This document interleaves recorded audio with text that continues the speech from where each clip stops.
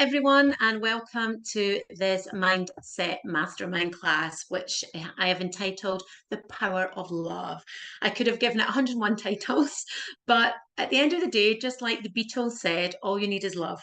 All you need to do this work and to be extraordinary at this work is love. And all you need to do to be an extraordinary human being is to be love. And that's really what we are focusing on today, looking at how we can work with the power of love and its unique energetic vibration to really help you move through those pesky lower vibrations, which really work hard to keep us trapped and keep us stuck in that lower energy field. And what we want to be doing is coming out of that lower energy field and moving up into those higher vibrational frequencies. So that's what we will be diving into today. Before I dive into the teaching content, I want to share what I believe is a really powerful video. It's something that has impacted my life hugely from the moment I first heard it and every time I've heard it since.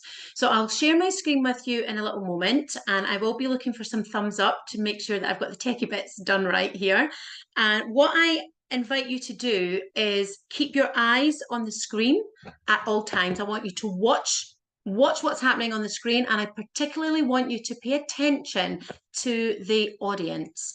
Pay attention to the where the camera is rolling and the audience that you can see. So let me just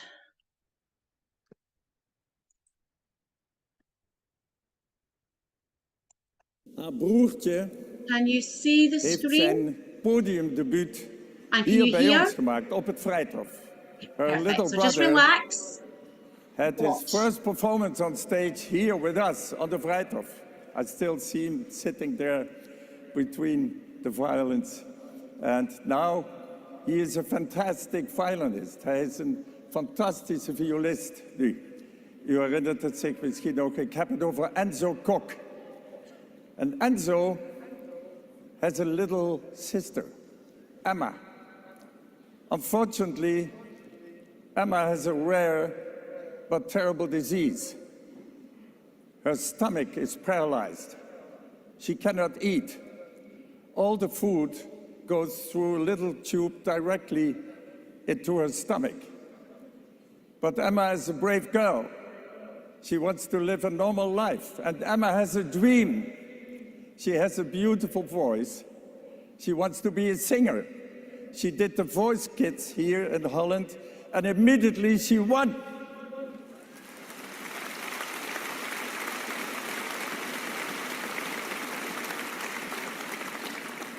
She created a foundation to raise money to study this terrible disease and perhaps even in the future cure it. Emma, I think, is an example for all of us. Give her an enormous applause. There she is, Emma Kok.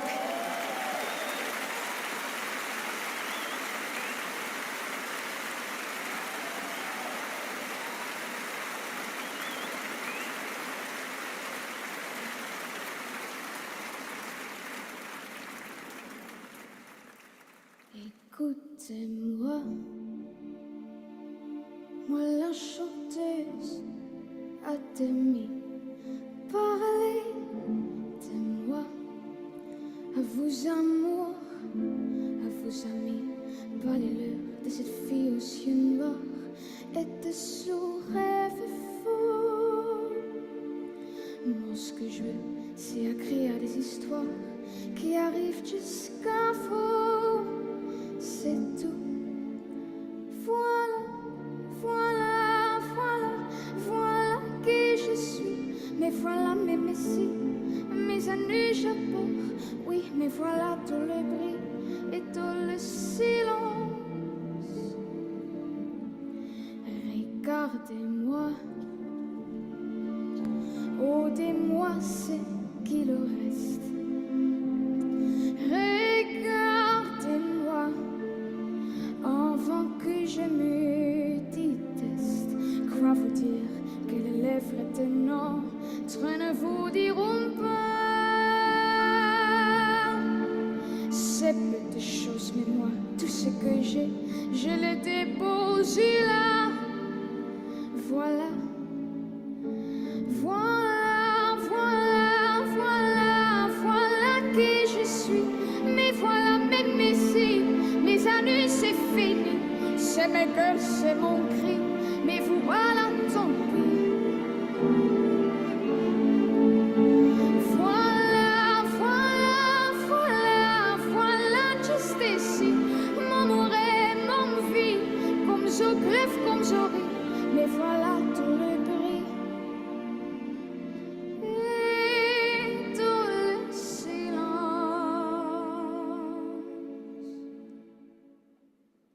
Ne partez pas, je vous supplie, restez longtemps. Ça me sauverait pas, non.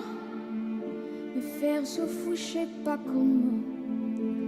Aimez-moi comme un ennemi qui se va pour toujours. Je veux quand même, parce que moi je sais pas, il me met mes contours. Voilà, voilà, voilà, voilà qui je suis. Mais voilà, même ici, mes années je cours, oui. Mais voilà tout le bris et nous le firons aussi. Regardez-moi enfant et mes yeux, aimez-moi. Tout ce que j'ai ici, c'est ma gueule, c'est mon cri. Mais voilà, mais voilà, mais voilà.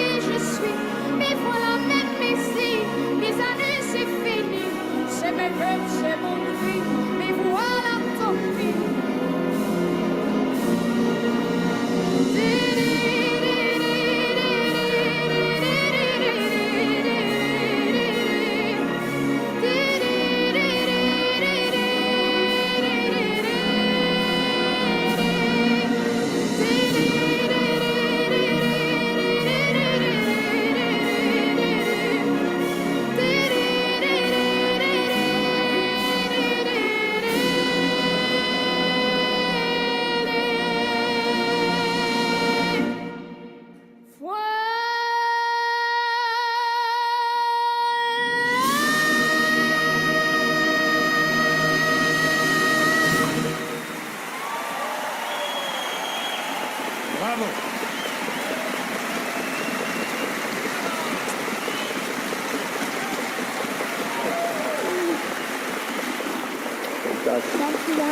Anna Koch.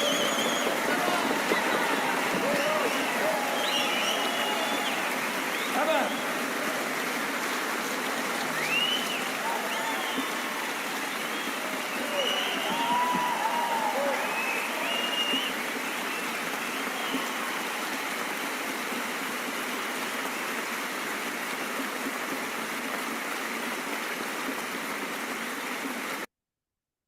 You know,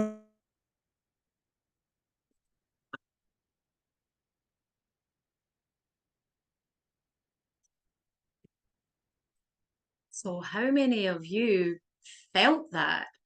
Just give a raise of your hand. Did you feel that? I'm still crying every time. It just gets me right there. So I deliberately chose, gosh, whew, I deliberately chose to open this class called The Power of Love with that piece, because what that demonstrates is that 15-year-old slip of a girl. She was tiny, this tiny little thing on the stage, and she had adults, men in that audience, reduced to tears. Us here, who aren't even with her in real time and space, we have felt the impact of her voice. So this could all be about how voice is powerful, because it is, but it's also about love and how powerful love is. And so if we can be impacted in that way, if we can feel the love that she has for music and how much she wants to sing and perform, if we can feel the love that she brings to that track over space and time, because that's old now, but we can feel that in real time. That is the evidence. So this is the first lesson, the first teaching from this masterclass. That is the power of love. It is absolutely possible for you to send love, for you to be love, for you to receive love over space and time. And if you take nothing else away from this class today, that will be enough. Love transcends space and time. Love hits people. People feel the love that you send, just as we felt the love that Emma had executed through her voice, through her song. We felt that. We were moved by that. And if we can be moved by a 15-year-old girl singing, we have exactly the same capacity to move the people and the animals that we work with through our love, through us stepping up into the vibration of love. And that is what this Mindset Masterclass is all about. So these classes are designed separate from your animal communication work. These are beyond animal communication work. I just wanted to bring some in. This is what I love doing, so I wanted to bring them to you as an extra, and I'm happy to do that. Feedback so far is that you're enjoying what we're doing here. But this is my area of passion, and I bring what I can into your animal communication work in your hot seats and in our Q&A classes.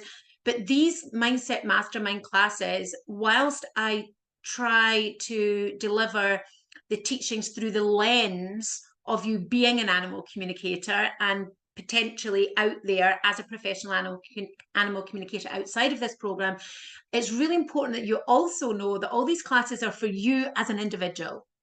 Their focus is not just about you becoming an extraordinary animal communicator. The focus is about following these teachings and you will become an extraordinary human being. And your being an extraordinary animal communicator is just a byproduct. This is about you becoming an extraordinary human being, because I believe truly, wholly, that that's what we were all put on this earth to be truly extraordinary. We might not feel it, we might not know it, we might not get it, we might resist it like a brick wall, but I still believe that that is a destiny for each and every one of us. So let me dive into the teachings for today.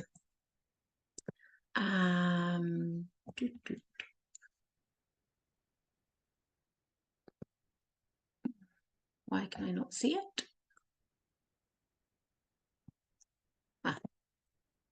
Didn't realize I had so much open on my screen. Okay. So the power of love. So the focus of this Mindset Masterclass is really about overcoming the self. So I've called it overcoming yourself, but it is about overcoming yourself, overcoming the self, the physical body, and that lower energetic vibration that we often find ourselves not only living in, but sometimes feeling a bit stuck in as well. So I'll do an introduction to this class just to give it some context. I'll also give a very, very brief overview of the chakras, again, to give the deeper work context. The real work of this class is looking at the map of consciousness, but rather than going straight to the map of consciousness, I wanted to bring in the chakras just to contextualize it a little bit. And then we'll be exploring past programming And whose responsibility? I should have taken that out because I decided to drop a slide. But seeing as it's in there, the slide's not, I have removed the slide. I will just tell you right now, it's your responsibility. So there you go. You got a step ahead, a few steps ahead here. It's always our responsibility to clean up our energy field and be responsible for how we think, feel, act, and behave. And as always, I will share some supportive concepts and ideas and signposts for you to go if you want to do more of this kind of work. So everything that we're looking at in the map of consciousness is connected to energetic vibrations. So we just listened to that powerful piece of music and we were activated. Our energy center around the heart and love was activated. So that's an energetic vibration. We live in an energetic world that's scientifically proven and accepted.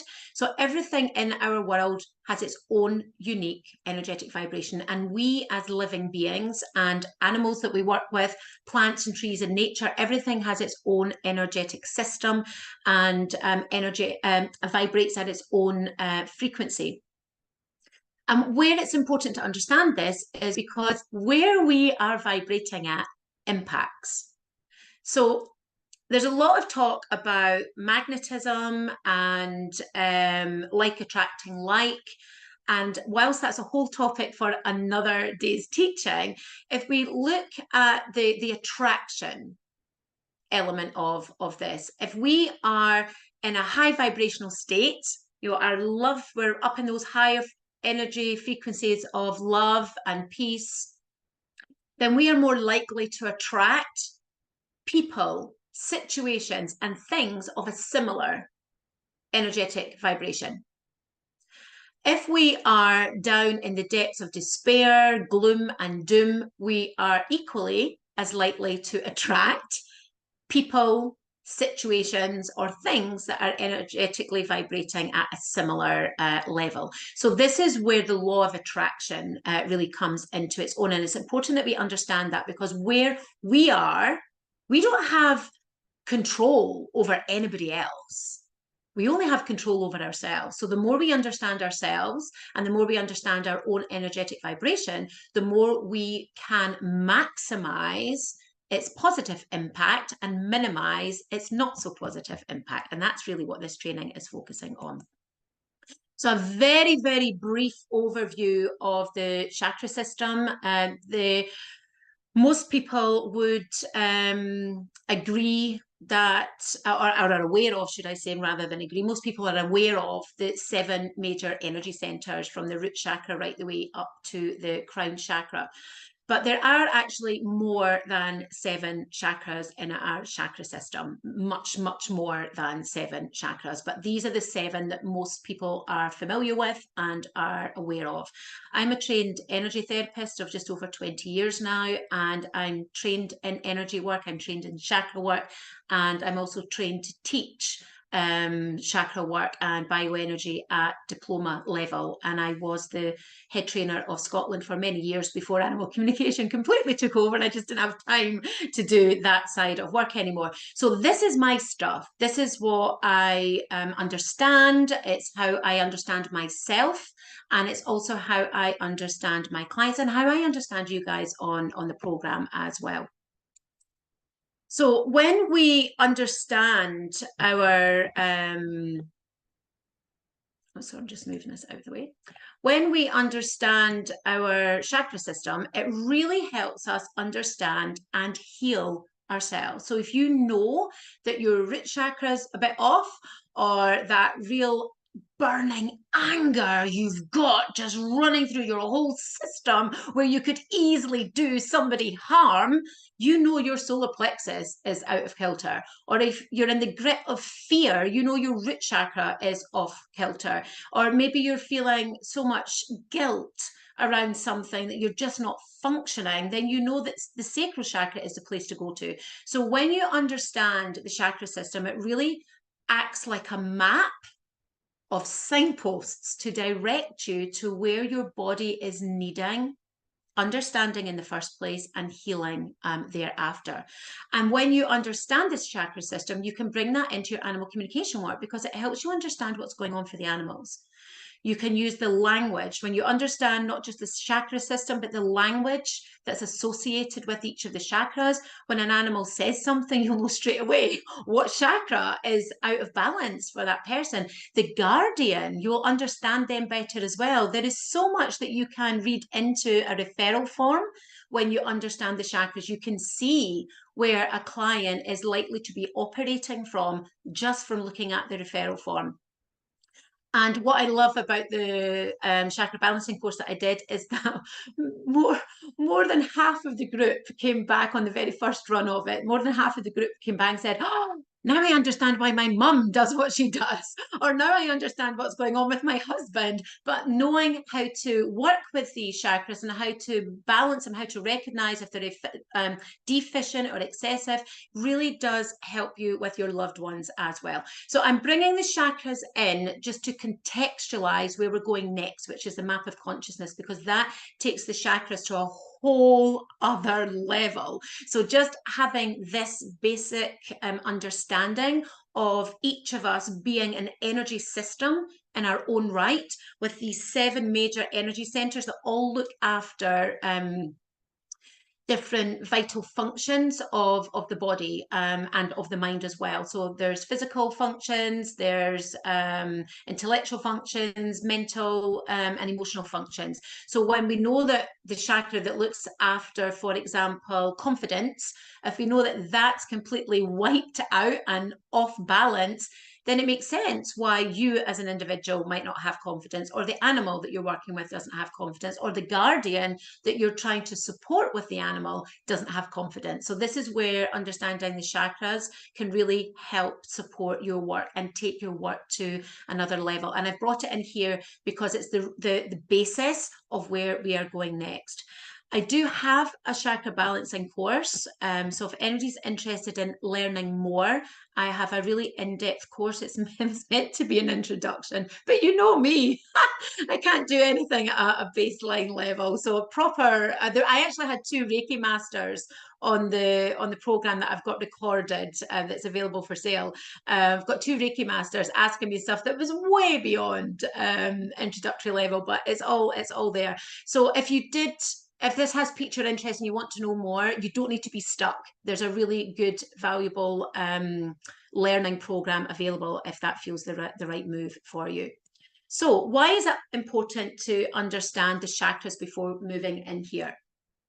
So this is the map of consciousness. And if you are aware of the chakras, you'll be aware of the different colors. And why I really like David Hawkins' work is because he's actually lined up just about perfectly the colors of the emotions with the chakras. So this really resonates for me as a reference point, because as you move up through the different emotional states, it's like you're moving up through the chakras. So the root chakra is red. That's our base chakra. So the first set of emotions here are red. Then we move into the sacral, which is orange. So you can see orange. Solar plexus is yellow. The heart is green. The throat is blue. The brow chakra is oh my goodness, what's the official color for that? Oh, purple. I'm so sorry. I just had a complete mind block there. And then enlightenment in the chakras, that would be white. So very, very close in how in its similarities to the chakra system that I'm very well versed in. So this system of reference really works for me. And David Hawkins wrote a book called Power versus Force, and this is where this has come from. And it was he took 29 years, nearly 30 years to create this, and he did it not from a place of energy work. He did it from a place of science. He's a scientist, so it comes very much from a place of science, which is quite unusual for a scientist to create a spiritual pathway. But that is really what this is. It's a spiritual pathway. So if we have a look down here at the lower, these are the shame is the lowest energetic vibration. So you can see this score here. So he scored all emotions on a chart from 1 to 1,000. So this is what these figures here mean. So these lower emotional states are in the lower frequencies, and then we've got the really going right up to the really highest vibration is enlightenment. And I just want to be really clear, you know that I like to keep things real. I'm very grounded. There are not many enlightened beings walking around this planet. There really are not. And for you to meet an enlightened being is a really, really rare, incredibly rare occurrence. If you think about all the great ascended masters like Jesus, Buddha, they were what we would describe as enlightened beings. And it's quite interesting. When I did my shamanic practitioner training, one of the things that we were trained to do is transfigure to light. It's quite tricky to do, or I found it quite tricky to do. I actually found it quite scary the first time I transfigured to light. I think I stayed there for about 3 seconds and then I came straight back out. I was like, oh, that was quite scary because it was so powerful. It was so big, and I just do not have words to adequately describe the power. And that scared me. And I realized then that I was scared of my own power, because power often has a negative connotation. You know, people misuse power. People have misused power throughout history, and especially against women. So that feeling of power actually really scared me. My own power scared me, and what I could do with that scared me. But I kept at it, and transfigured to light many times now. But that's not my permanent state of being. I'm a human being. I came on this earth to live a human life. And so I, like everybody else, dip down into here from time to time. And sometimes we might even want to stay down here. And this is the teaching really in this class, because my subtitle for this was Overcoming Yourself. And the self is stuck in these lower 3 energy centers, the root, the sacral, and the solar plexus. And what we want to be doing is actively working to overcome and outshine these lower energy center states so that we can be moving up here into the higher vibrational, the faster frequencies of love, joy, peace, and enlightenment. Now, love resonates at between 500 and 540 hertz. So if you're listening on YouTube to music that has been set at the frequency of love. So in some of my meditation tracks, the composer that I work with, he is able to put the music or place the music at that vibrational frequency, and it sits between 500 and 540 hertz. So that is where we're aiming for. But what I want to say is that there's no good and bad here. It is a hierarchy. Of course it is. You can see that it's a hierarchy. But it's not about being up here is all good and being down there is all bad. I don't want you to see it like that. I want you to see it as the ebb and flow that we move through. And what I want to focus on with this teaching is to really show you that the more we step into these areas, these lower energy vibrations, the more we step into them and then really take the action to overcome them, to outshine them, that is what makes it easier to come up here. And what we just experienced with that piece of music, voila, we were already up here. We were already here. But our human nature very quickly can take us back down here. And that's just part and parcel of being human. But I want to just go through some of these as examples, show you where the power versus force and the expanded versus contraction comes in.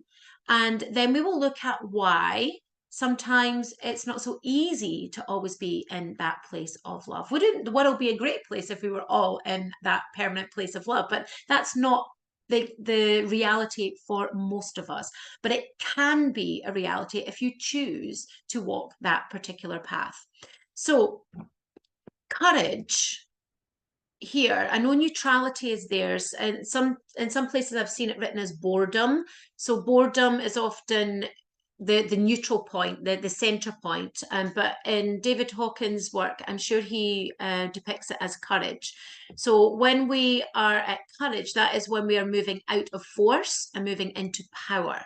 So in these lower energy centers, as you can see here, this is the survival center. This is where we are surviving, where everything is efforting, where we are getting by. And so these lower three energy centers, quite often, the predominant emotional state, as you can see here on the list, is things like fear and regret. And when we're in fear and grief and apathy, sometimes we're in a place of inaction. So this lower three energy centers, we're often in a place of inaction. I know that I have been gripped by fear so much that I haven't taken action. I'm sure you resonate with that too. You can give me a nod or a hands up, or yeah, so I'm seeing that. I'm not alone, and I know I'm not alone. So this is often the area of inaction, these lower three energy centers, when we're gripped by fear and we don't actually move forward.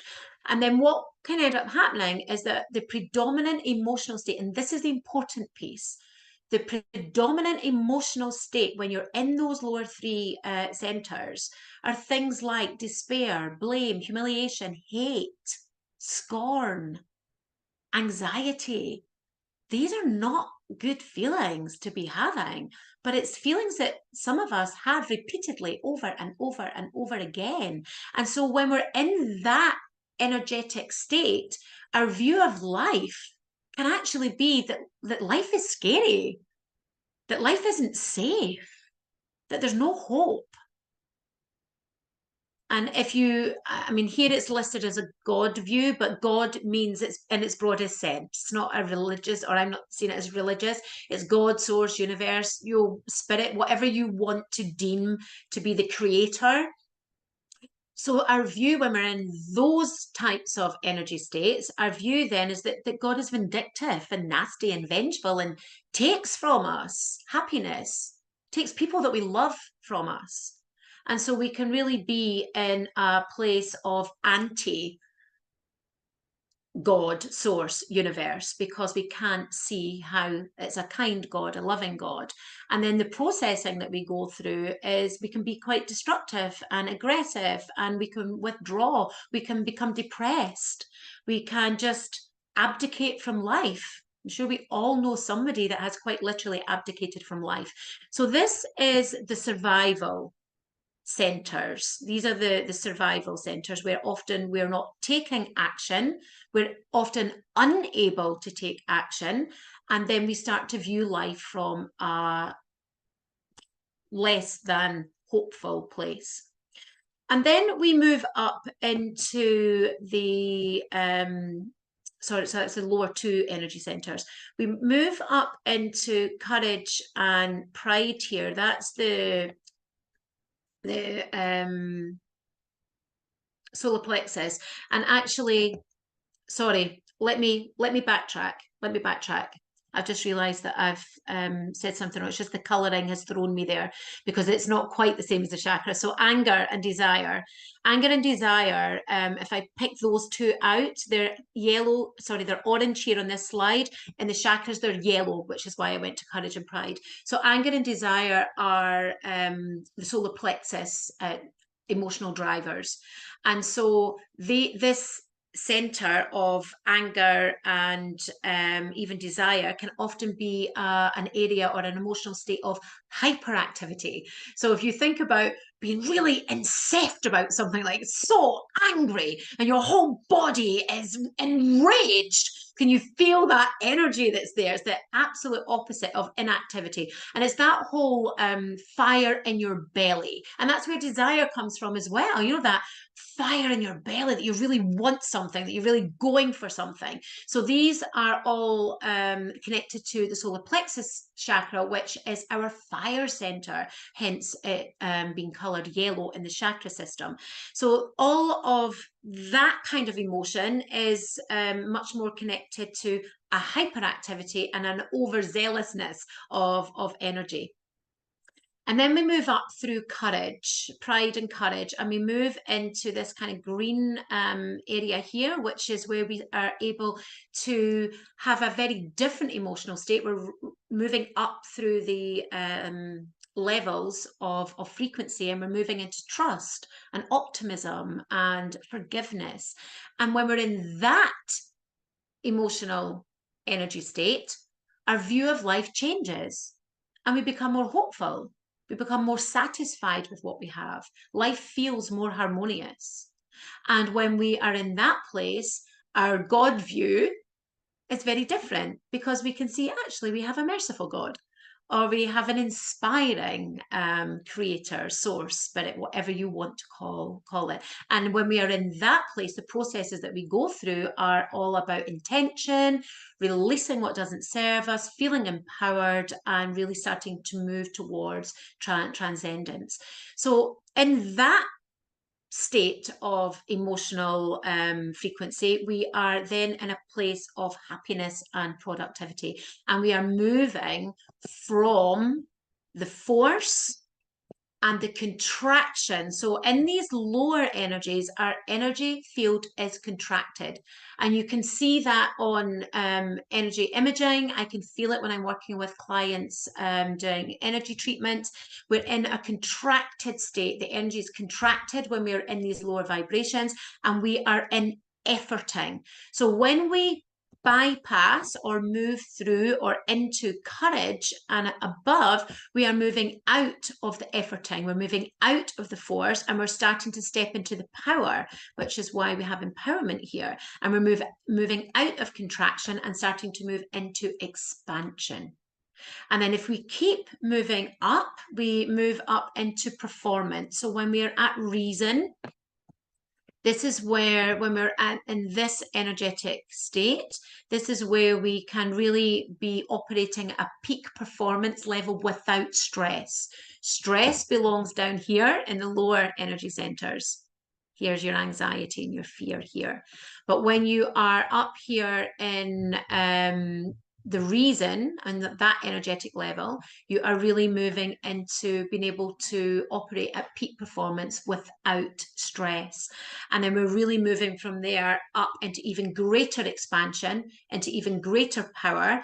And we are moving into those highest frequencies where we are in real synchronicity. And this is where magic happens. And I'm sure each and every one of you will know and remember of a time where you have just been in complete synchronicity with something, where you've just thought of something and voila, it's there. Or you were thinking about, oh, I really need help with, and then somebody phones, or you get an email. For some of you, it might have been coming across a program or a free event that I was running where you were stuck with something, and all of a sudden this person called Sarah Jane pops up in your Facebook feed, and you're like, who the heck is she? And then you realize that that's exactly where you were meant to be at that time. It happens every single event. So these are the kind of experiences that come from synchronicity. And you can only have synchronicity when you are in that elevated state of love and serenity and joy and peace. That is where we have our consciousness and our connection to source, to the creator, to spirit, to God. And so our God view in those higher vibrational states is that God is not even separate anymore. We are one with God. We are all being, we are all connected. And that is the place that we are aspiring to get to. But I do really want to re-emphasize, I know I said it earlier, but I really do want to re-emphasize this whole concept of it not being good or bad. It's so easy to say, oh, well, it's really bad to be down here, and it's really good to be up there. But the scale, this energetic log that you can see that Sir David Hawkins created, it wasn't meant to be it is a hierarchy, of course, but it wasn't meant to be viewed as good or bad. It was meant to be seen as, you could be up here in love. So this is real for me. Every day, without fail, or very, very rarely do I not do my morning meditation. That is my commitment to myself. That is how I clean my energy field up every single day. I do my morning meditation. I do an evening meditation. Don't always do the evening one, but I always do my morning meditation. So when I come into love, I am up here. I am up here. And if I open emails, how long do you think it's going to take me to be down here? Not long. not long. And that's not even nasty emails. I don't get many of them. I really don't get many nasty emails at all. But occasionally, somebody will think it's okay to email something very unkind to me. But I'm just using this as an example where, I'm up here. I'm in wonder and complete awe watching a tiny little honeybee go inside my flower in my garden. And I'm just in awe of that. And I am up here in this absolute higher, faster frequency for sure. And I might be there for a whole hour in that real high vibrational state. And it just takes a horrible email or a phone call from a loved one to say, have you done such and such? I'm like, no, I forgot. I was too busy looking at the honeybees and enjoying life. So I'm just sharing that with you in true transparency. That's how it is for me. So I have to then get myself back up to here. That's my commitment to myself. So the track that I opened this class with, I just need to put that on and I'm already there. That's like an automatic for me now. I'm just there. So that's a simple way of how I can raise myself out of there and up there quite quickly. But I have to be honest with you and say it didn't happen overnight. And I really had to wrestle with some of these emotions because this here in the lower centers, these lower three, I'm saying lower three on this score, it's the lower two that this is moving out of force and contraction. But the lower three chakras, which is the root chakra, red, sacral chakra, orange, and solar plexus, yellow, the lower three energy centers or chakras, they're really strong. Fear wants to keep you close. Guilt wants to keep you even closer. Guilt serves no one. I'm a guilt queen. I've really been working the last couple of years and totally retiring my guilt queen. And I think I'm just about there, but it's not been easy. And I still occasionally get triggered, and I just have to keep working at that. But anybody in the team here will tell you the shift that there's been for me around where I was a few years ago in terms of the responsibility that I would hold for every single client, every single student on the program. It's like, that isn't mine. But that was hard for me to let go because we can also be addicted to some of these emotions as well. And this is why I don't want you to see it as good or bad. So we'll talk a little bit more about that now. So, good versus bad. As I've just said, it's not, I don't want you to see it as good at the top, bad at the bottom. It just is what it is. Awareness is the first step to change. So just having the awareness of where you are, that's you in a powerful position. That's good. Even if it is fear, even if it is shame. Shame is the lowest vibration, followed by guilt. So even if it is guilt and shame that is controlling your life and controlling your thoughts, your feelings, and therefore your resultant actions, at least you know that now. So that's a good thing. So what else influences how easy or not so easy it can be for us to move out of these lower energy centers? And this is where I want to look at past influences. Because if we start at the top here, you may know the stories of your ancestors, you may not. But even if you don't know who your ancestors are beyond 1 or 2 generations, we just need to look at the stories in history to know that most of our ancestors, unless they were born into money, and even if they were born into money and privilege, especially for women, that didn't mean that you had an easeful life. It was a different set of struggles and survival. So when we think about our own ancestors and the ancestral history that we are aware of in our own families, and if we're not, we just need to look at history and we can see that most of our ancestors would have lived a life of struggle and survival. That's hardwired into the DNA. That's there. And that comes down through the generations. So next we look at our parents. Now, I don't know all of your stories. I don't know all of your backgrounds.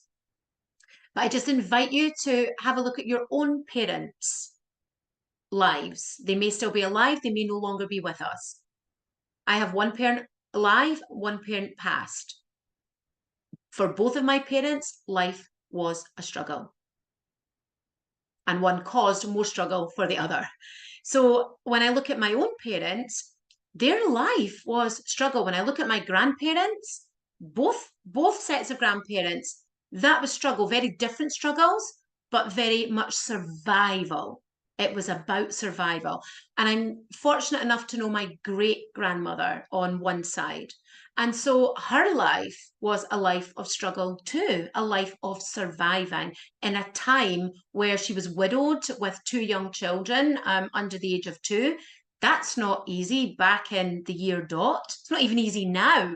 So when you look at your parents, I just invite you to look at what kind of lives have they lived?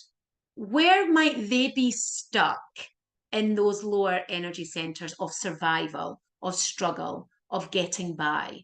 Because whatever's going on for them, I can just about guarantee you, unless they taught you otherwise, and most of us don't know how to do this, um, unless they taught you otherwise, you will be following a very similar pattern. So the fears that your parents and ancestors had are likely to be in your DNA too. So this is where this question over here, because when we looked at those higher moving, faster frequencies, love, joy, peace, enlightenment, that's when we are in the Tao. That is pure Tao. That is where we want to get to. That's where we're striving to be. But none of us, and I'm talking for the whole world, so let me just adapt that slightly. Nearly none of us, nearly all of us are not programmed to be living life in the Tao because our parents didn't know how to do that. And that's not their fault because their parents before them didn't know how to do that. And I don't know about your individual stories, but I sure as hell know that neither my mother nor my father or my grandparents on either side, they did not have the time in the day to be sitting navel gazing. That would be a luxury. My grandfather was a shepherd on one side. My grandfather was a shepherd. He was out on that hill at 6 o'clock in the morning and didn't come back till it was dark. And if there was a sheep missing, he was out there and on foot with his dog. This was long before the days of motorized sheep herding. It was the shepherd and his dog. So did my grandfather have time to sit and navel gaze and contemplate what energy state he was in? No, he just wanted to go home, have his dinner on the table, and get to bed because he was going to be up in a few hours. So when we look at it from that angle, there's no blame. This is not about blame. It's so easy in this generation, in this time, to blame the parents. But let's look beyond our parents and look at their parents. What were our parents taught? And if they weren't taught the skills that we needed from our parents, then it's not their fault. And with the exception, and I always like to say this out loud because it's true, but if you know me well enough, you'll know that you would know that I would be making this exception anyway. But unless you were born to a parent that was a narcissist, that had some kind of psychological disruption, most parents want to do good by their children. Most parents want to do the best for the children. And if you are a parent, you will know that you have wanted to do the best for your children, but you might not always have got it right. I know that I haven't always got it right, but I know that I've always wanted to do the best. And I believe that our parents were no different, as were their parents before them.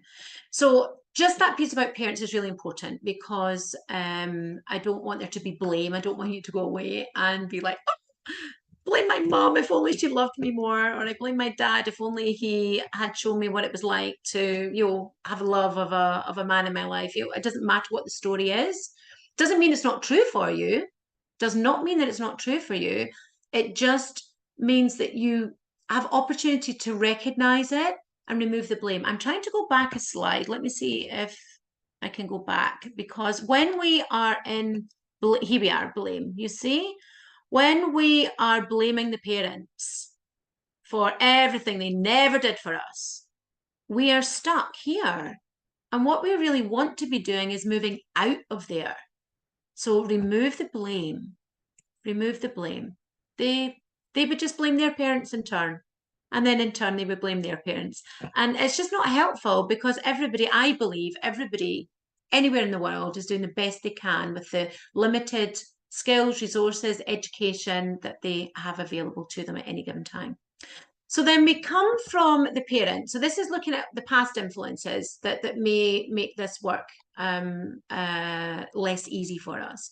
So the ancestral struggles that are inherent in our DNA, our own parent struggles. And then we want to look at addiction. Some of these lower energy vibrations are really addictive. How many people are addicted to stress? So many people are addicted to stress, and there's that fine line. I'm one of them, or was one of them, that fine line between positive stress and negative stress. But it doesn't actually matter. The impact on your body and on your cortisol levels is exactly the same. So when you are really trying to manage yourself, your thoughts, your feelings, your actions, your health, your body, then we need to look at the areas in those lower vibrations where we might actually have addictions. I was addicted to guilt. The guilt queen, just pile it on. I can take that. I'll take the guilt for that as well. I'll take the guilt for that too. Like ridiculous. And I've really, as I said before, I've been really unpacking that over the last couple of years. And I'm really in a place now. It's like I'm just not, I'm not taking that. I'm not allowing that to be. I'm not allowing myself to go into that lower vibration. It doesn't serve me, it doesn't serve anyone else. But addictions can also be about rescuing people. So a lot of people come into therapy work as therapists, as coaches, because they really need therapy work themselves, or they need good quality coaching themselves, and they come in to learn the craft, learn the trade, but really what they want to do is rescue people. That's an addiction too.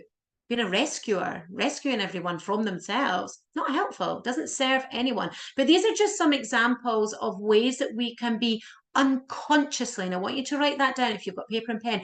These are unconscious behaviors. So again, there's no blame for yourself. So I don't want you to go away, oh my God, I'm the worst person ever. I'm always rescuing everyone. I always take responsibility for everyone. These are very unconscious behaviors. And this class is about shining the light on the unconscious, shining the light on the dark. There's a lot of talk about us being light workers. I actually think my most powerful work is as a shadow worker. This is shining the light on the shadow. This is bringing the shadow up with love, compassion, the way we work with animals. You work with all of these emotions like you would with a rescue animal who was scared, who was worried, who felt shamed, who felt guilt, who felt rejected, who felt humiliated. We can bring that love to the table for those animals in their time of need when we communicate with them. I want you to bring those same qualities, and you have them because we see them. We see them in your work, and I want you to bring those same qualities to your shadow parts, to your hurt, to your wounding, to your fear, to your guilt, to your trauma, to your shame, to your humiliation. Bring that same level of love, compassion, understanding, and patience. And that brings us on to the next one here, because we are living in a different time. And I believe that we have all chosen, been selected to live in this time. We are here meant to be doing this work. And so we have the gift of time and knowledge to do the navel gazing that our parents and our grandparents and our ancestors before them did not have. So see this as a gift. This is a really remarkable time to be living. We are just in a completely different energetic, worldwide, global energetic vibration than we have been before. This is a magical time to be living, and an even more magical time to be doing this work. When I hear my daughter, she's 24, when I hear her talk, I'm like, oh my gosh, how do you know all of this stuff? You know, like what I would have given to have known all of that at 24. We are just in a different time. So I'm seeing this as a gift for all of us. We're here because we're meant to be. So we have the gift of time to do the navel gazing that our parents and forebearers didn't have. And we have knowledge that they didn't have access to as well. And this is where past lives come in on two levels. Past lives for us as human beings, because many of us will have lived many lives. And so when we start feeling or experiencing things that have us questioning whether this is something from a past life, and I know that's certainly been my lived experience, then I know it's because that past life trauma, hurt, wounding, whatever it is coming in now, because I have the time, the knowledge, the contacts, the resources, the experience to be able to work with that and heal that past life in this real time now. And then we have past lives with the animals that we're working with. So bringing this back to you guys as animal communicators, the past lives with the animals are coming up because you have the training, the skills, and the access to what you need to help an animal clear a trauma from a past life too. It's a really, really powerful time to be living. But as it says on the left, hardly any of us have been programmed to live in the Tao. We've been programmed to live in fear, scarcity, lack, survival. Hands up if you recognize those energy states: fear, lack, survival, much more than love, joy, happiness. We're not programmed to live in that state. And when I look at my mom, God love her, when the heck was she meant to find time to be joyous and happiness in the moment when she's raising two rebellious teenagers on her own? Like, it just was a different time. And please don't get me wrong, my mum did bring lots of joy and happiness to our lives, but it's a very different angle from what we know now. And so I think we're in a really powerful place here, but I think it's important to be aware of your past influences. And that's why we can sometimes find ourselves going back into fear, into lack, into scarcity, into survival, because that's the bit that's programmed in. So we want to change the program. That's what we want to do. We want to change the program. So when you are feeling stuck, whether that's in your work as an animal communicator, whether that's in your wider life, or whether that's when you're outside of this program and you're out there as a professional animal communicator and you're feeling stuck, I want you to remember this class and start looking for the trapped energy. Where is the trapped energy? Where is that energy trapped? Is it in one center? Does it traverse through a couple of centers?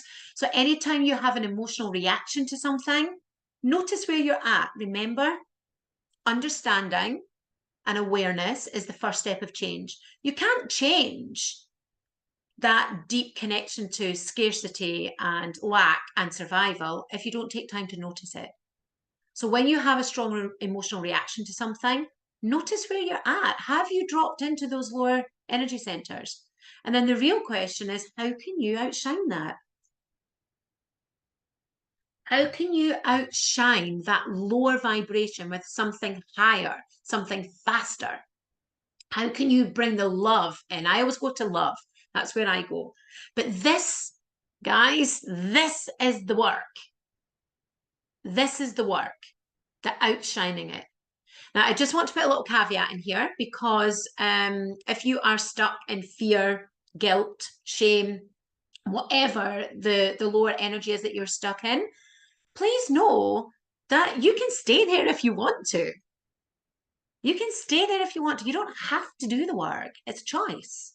It's a decision. That's all it is. Just a decision. But even if you choose to work on it, you might want to stay there for a little bit.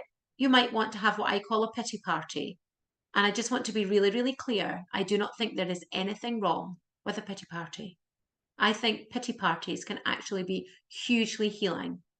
I'm a big fan of Marshall Rosenberg's work, and he talks about compassionate communication. And one of his chapters in his book, Compassionate Communication, or Nonviolent Communication is the title of his book, and the chapter called Compassionate Communication, it's where when we're in that pity party place, that's us bringing compassion to ourselves.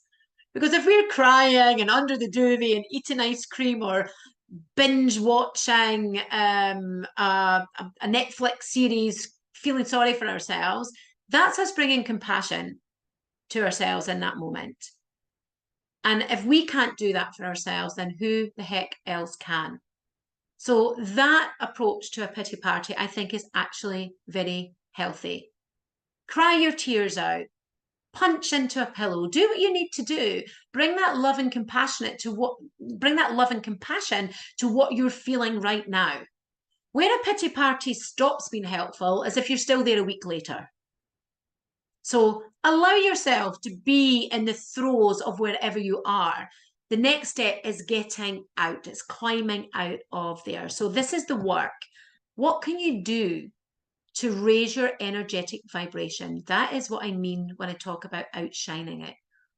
You want to bring something higher in. You want to bring in, remember that chart? The higher vibrations, they're going to smash those lower vibrations of 20, 50, 70. Love starts at 500. You go straight to love and you're going to smash out a vibration that's operating at 20, 50, 70, even 100. Your vibration of 500 will smash through that. It's just pumping the muscle, putting in the practice. And I promise you from my own lived experience, the more you commit to this and practice it, the quicker you can get there. Does it mean I'm never wounded? No, it doesn't mean that at all. I'm a clairsentient. I feel deeply. I wound deeply. But the thing for me in doing this work is that I no longer wound as deeply as I did in the past, and I don't stay wounded. That's the difference. And that's what I want to bring to you all, because you will be wounded out there by life anyway. And as a professional animal communicator, you'll have clients that might wound you, clients that don't appreciate the work that you've put in, clients that don't appreciate what you're doing, people that might talk about you behind your back. So this ladder is all about, remember the ladder, just write ladder on your notebook. You want to just keep climbing. And if you slip back down, know that that's because you're human. You just get back on the ladder. You might need a pity party first. That's okay. Our job is just to commit to climbing the ladder. To raise your energetic vibration, you want to climb above those lower energy frequencies. And that is looking at everything. Your thoughts, it starts with the feelings. The feeling is what drives everything. The feeling drives the thought, the feeling drives the thought drives the action. And you want your resultant action to be of the highest vibration possible. So have a think about the different ways that you can outshine yourself. Those lower energy centers, that is the self. Some people call it the ego. I just don't really like the term ego because it's misused so much in spiritual circles. So I prefer to talk about the self. So that's the self. The self wants to keep you in fear and lack and scarcity. And we want to outshine the self. But the self is strong, really strong. It's the self that tells you when you're sitting down, and I talk from my own personal experience, when you're sitting down, your meditation, you're just about to click it on, it's the self that says, just go and empty the dishwasher. That's not even my job. That's not my job in my house. But myself will tell me, go empty the dishwasher. Or go and put washing out. Go do housework, which I hate. That's not my favorite task ever.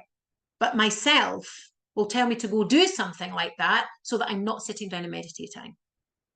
Because there is a grapple between the lower self and the higher self. The lower self is strong. It's the lower self that tells you to get up. It's the lower self that tells you not to listen to the voila track, not to do the meditation, not to do the healing practices that you know work for you. That's the self. And we want to climb above the self and just keep coming up that ladder, keep climbing. And as I said before, it's just a decision. You don't have to do this. But what we are aiming to do is be the vibration that we want to aspire to. We want to be that in the here and the now. If we're waiting to get there, it's never going to happen because it's always in the future. So be the love.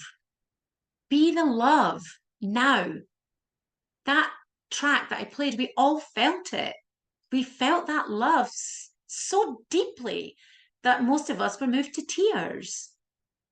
And when we are more in that energy of love or happiness or joy or peace, then we are more easily able to recognize that in the world around us, including our clients, including the difficult boss, the awkward family member that always crosses over your boundaries and doesn't listen to your no.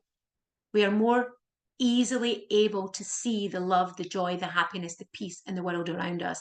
But here's the thing, the world doesn't change. It's us that changes.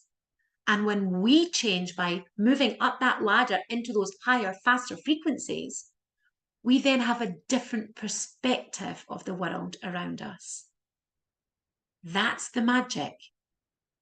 So you can be faced with the same horrendous medical diagnosis, but if you look at that diagnosis from the lower energies, it's a very different experience from looking at it from those higher energies.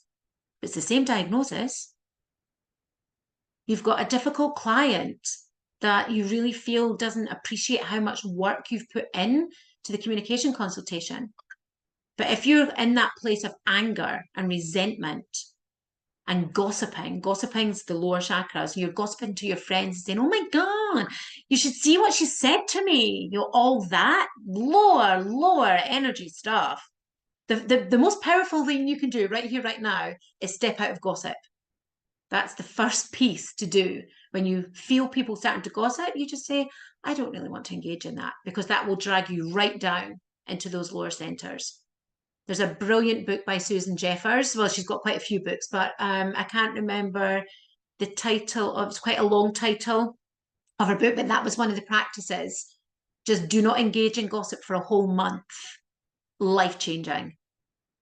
So when we view things from those higher energy frequencies, even that difficult client, we can see the love that they are, because we're already that love. And we can see that they're just stuck. And we don't need to blame. Is this making sense? Give me thumbs up. Yeah. Okay, thank you. And then the voila track that I played at the beginning, that's what it's called, voila.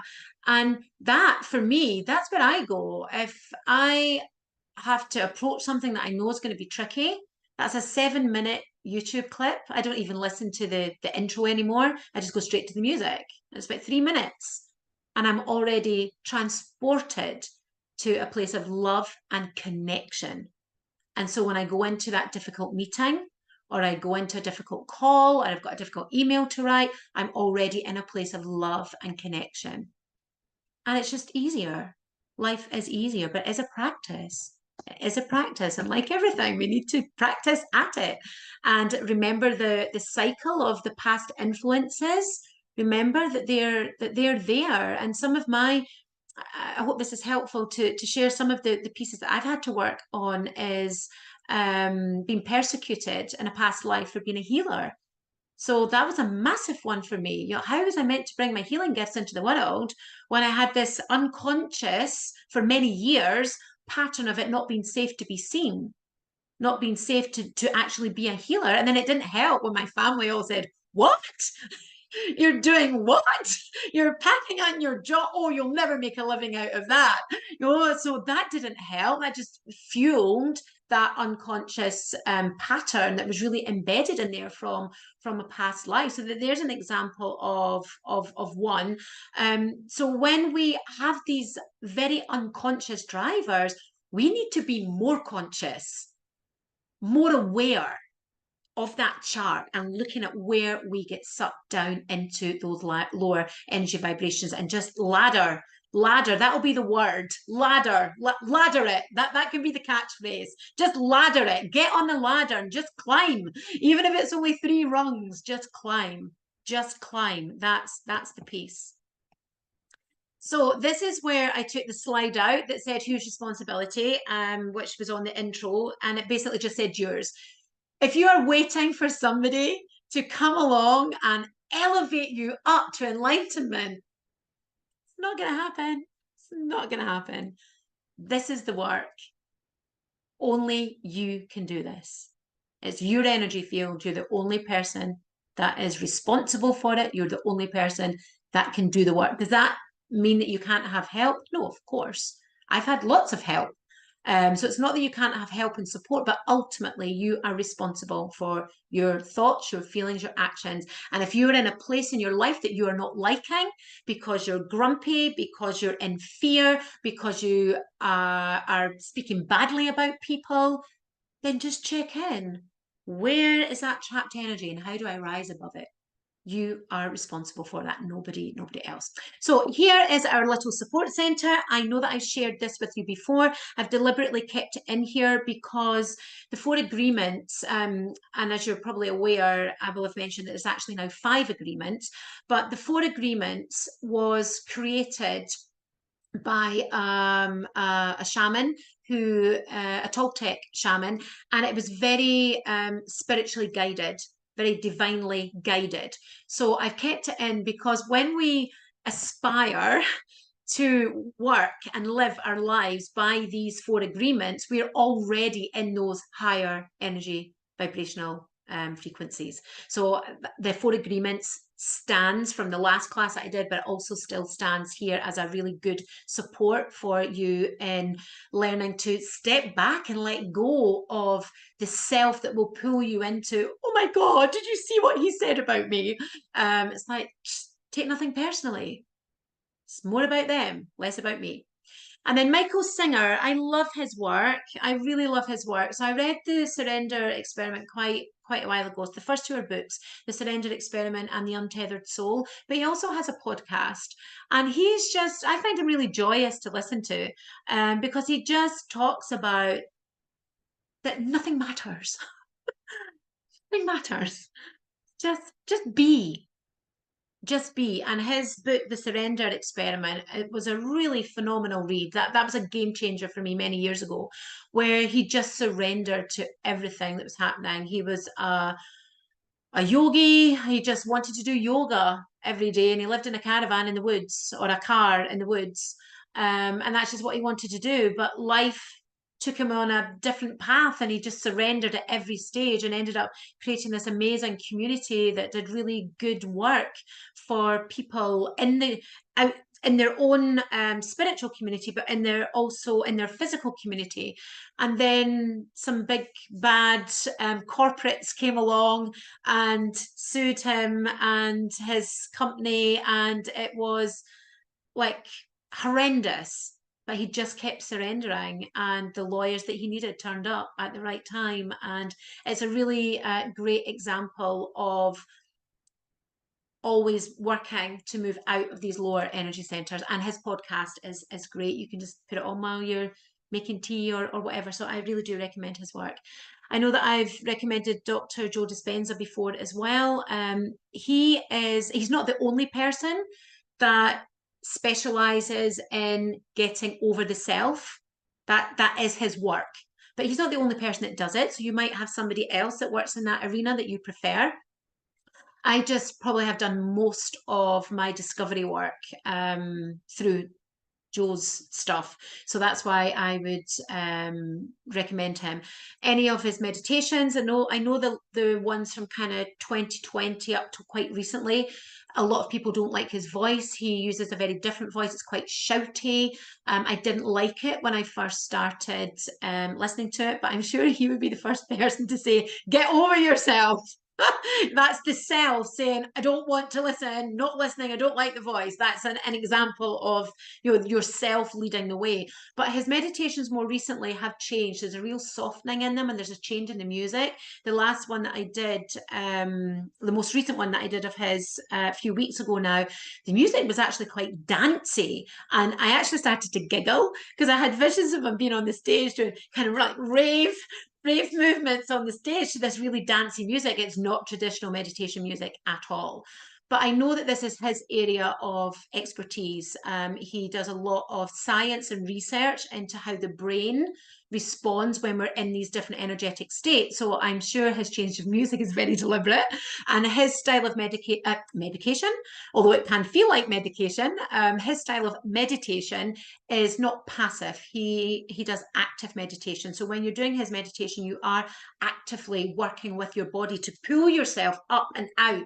He's got a great locking down system that he uses, where you literally lock down those lower chakras and you bring the energy right up and above the head, so you're out of the body completely, you know, really overcoming that physical self. So I really like his work. He's got a really good meditation that most of my peers in my kind of mastermind groups, they all love. It's called Changing Boxes.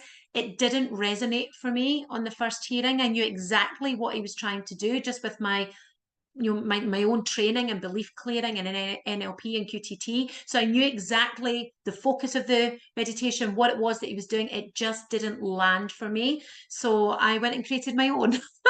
So watch this space. I've got my own version of Changing Boxes. I've done a couple of trials with it with one-to-one clients. My coaching clients, and they've really liked it and enjoyed it and had change with it. So the next piece is to get some music to it, and that's always a very, very long process. So that is something that I'm really having fun with just now, creating my own meditations to really change how the physical body feels, so that we can always be overriding those lower emotions. And one of Dr. Joe's expressions is, I don't know if it's his catchphrase, but he always uses it. If you want a new personal reality, you need a new personality. And it's just so true. If you want a new personal reality, you need a new personality. So we need to change the self, we need to change the personality.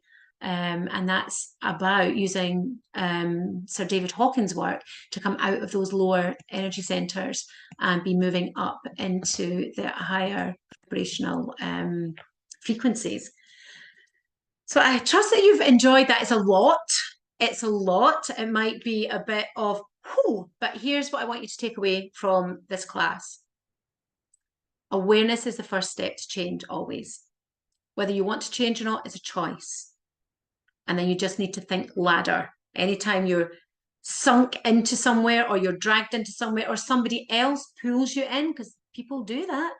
And it's often done through connection. A bit of gossip connects people, but it does pull your energy down. So just remember, ladder. What can I do right now to climb a couple of rungs above where I am? What can I do right now to outshine this feeling? I'm in fear. Where do I go? You might want to go to the fear, and that's okay. That is a practice by itself. You can just go straight up to love and just rise above the emotion.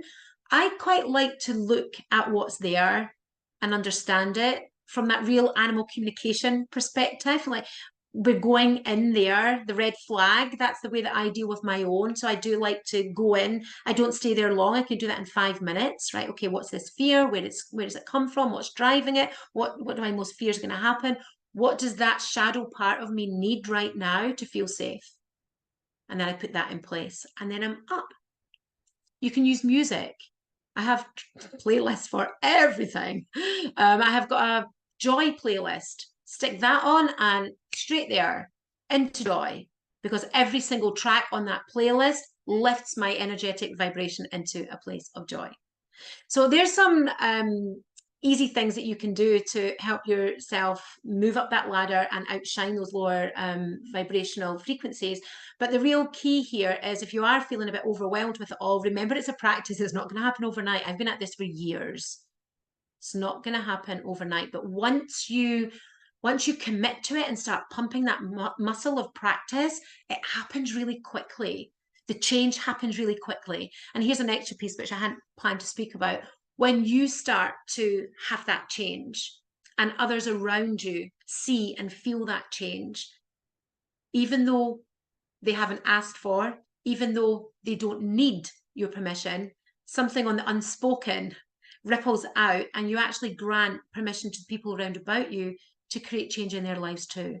And that's really powerful for our children, for our parents, I'm seeing elderly members of my family do things, say things that they wouldn't have done 5 years ago, 10 years ago. And I just feel really blessed that I've been able to be a part of that. And that when they leave this earth, their energy field is cleaner than it would have been if I hadn't committed to the work and gave that example. Because we lead by example, leaders go first, and you're all leaders. By the very fact that you're here doing animal communication, you're leaders. You're going to go out there and you're going to lead. Leaders go first, and then others follow. And that's hugely powerful, magical, and transformational for the people around you. A little caveat in there as well, just to keep the balance. When you commit to this work and you start to change and your energy vibration does lift, you will become lighter. The higher those numbers, the lighter your energetic vibration and the more light you have. There will be some people in your circles, even in your family, that will be repelled by your light. And it's just because it shines on their darkness and they're not ready to look at their darkness. So there may be people that don't like your light, and one of two things will happen. Either they will keep trying to drag you back down to their comfort zone. That's a normal control drama that happens through the solar plexus. Or they might just fall off and out of your circles. And that's not a bad thing, because you're not a match anymore. You're up here, they're down there, not a match. So there might be some people that don't like the change, resist the change, pull you back or try to pull you back. And there may be other people that are repelled and just take themselves away. But one thing, again, I really didn't plan to talk about this, but one thing I remember somebody saying to me, this is about 16, 17 years ago now, like, you've changed. I was like, of course. Why would I want to stay the same? Like, really? Why would I want to be the same Sarah Jane that I was or have been for the last however long? So just know that you don't need to justify yourself. If somebody in your circle or circles doesn't like the change and is questioning the change, you can simply say, of course I've changed. My commitments to my own growth. Why I wouldn't want to be the same. You don't need to justify or explain anything. So I really hope that this has been helpful to you in understanding that map of consciousness and understanding where you might be at any given time and how you can rise above to always be operating at an energy frequency that is above those lower energies that really do quite literally suck the life out of you. Okay, are there any questions? I know that was a lot. It's a biggie. It's a biggie. Any questions? And we're going live again in half an hour. So if you do have a question, just open up your mic. And if you don't, that's fine. You can go and get rested before tonight's class. It's not really a question, if I may speak. It's not really a question, but just an observation that there's a guy I know who has said, do you know what? I don't read any newspapers. I don't do absolutely anything like that now. And part of the fact is that he's been, and I don't know how one describes this, inculcated into being whatever it is within the Buddhist setup that he's in.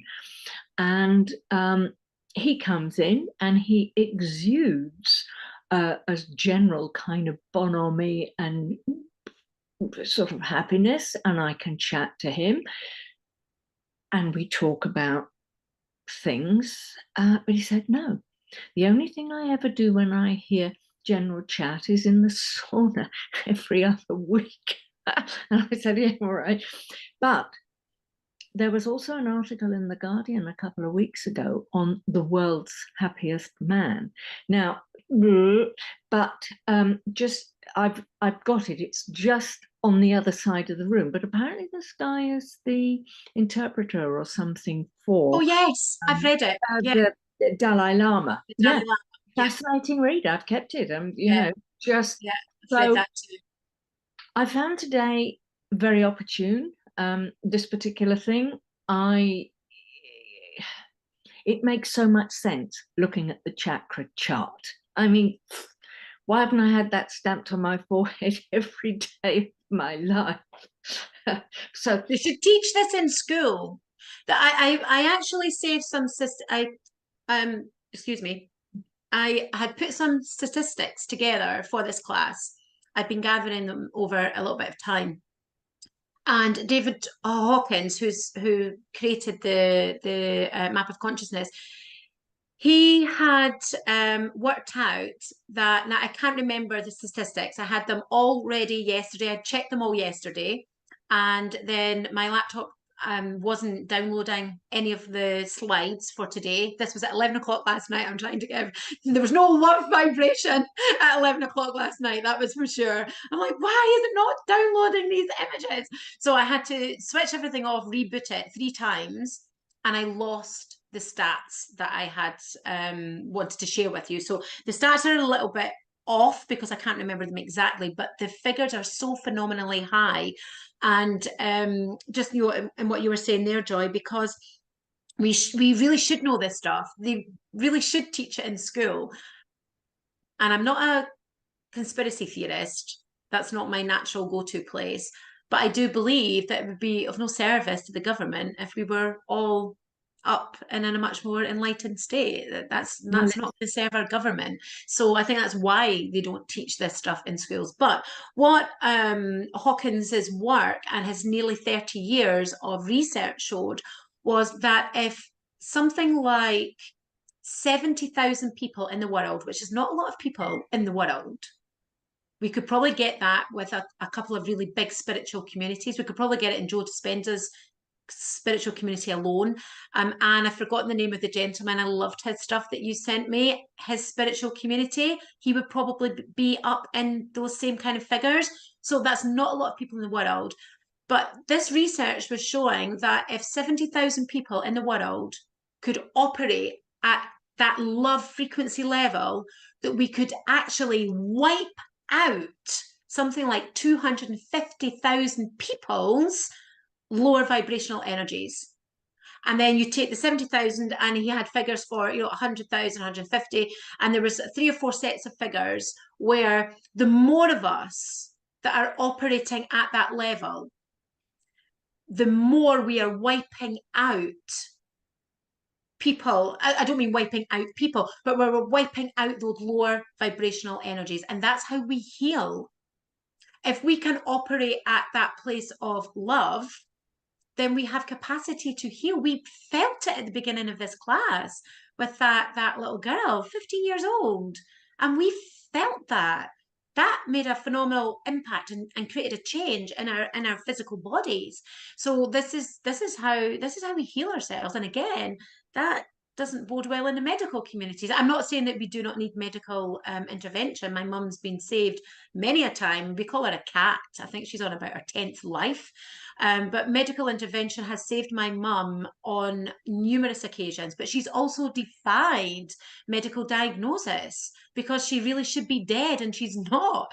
But her faith is very, very strong. And this is where, you know, it doesn't pay our pharmaceutical industry for us to know how to heal ourselves. And especially in the States, you have a different setup in the States.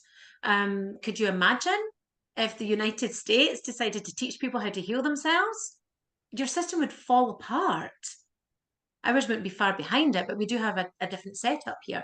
But yeah, that whole you know, piece, you know, around the happiest man on earth, the Dalai Lama's transcriber, and it's just about being in that vibration.